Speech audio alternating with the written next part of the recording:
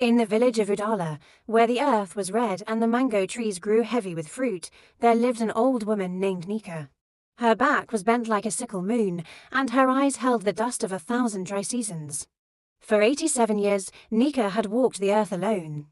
In her youth, she had been neither plain nor unpleasant, but a quiet spirit with a smile like the first, shy drop of rain. Yet, for reasons forgotten to gossip, a misinterpreted gesture, a rival's whisper, a simple misfortune of timing, no suitor as family ever came to her father's door with palm wine and colonnades. The seasons turned, the bloom of her youth faded, and Nika became not a wife, not a mother, but a fixture, like the ancient baobab at the village edge.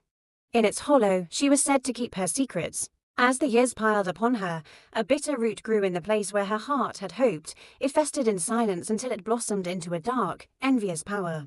She began to listen to the laughter of courting youths by the river, to the triumphant beat of the marriage drums, to the joyful cries of new mothers. Each sound was a fawn. One night, under a moon that seemed to her a cold, mocking coin, she went to the baobab, with herbs of sorrow, with the egg of a sterile bird, and with the whispered venom of her loneliness.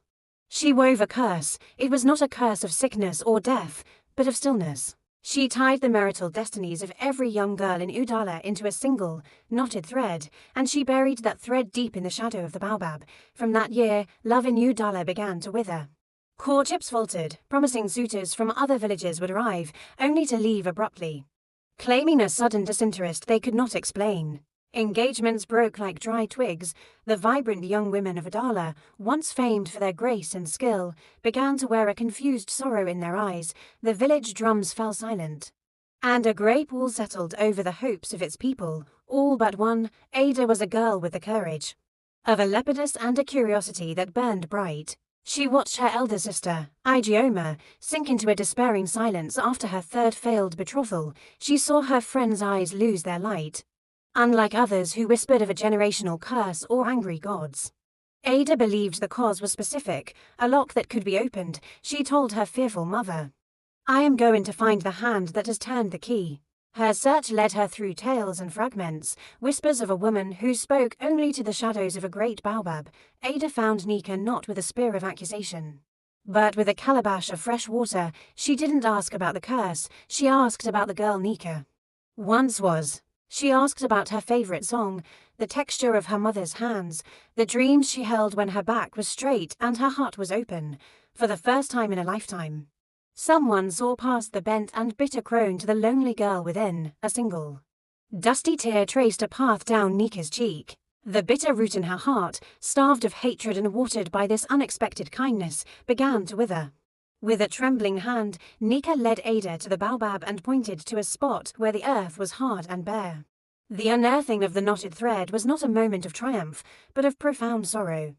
Ada did not break the curse. She invited Nika to help her untie it. As they worked, Nika's stories, locked away for decades, began to spill out tales of a quiet girl who loved the rain.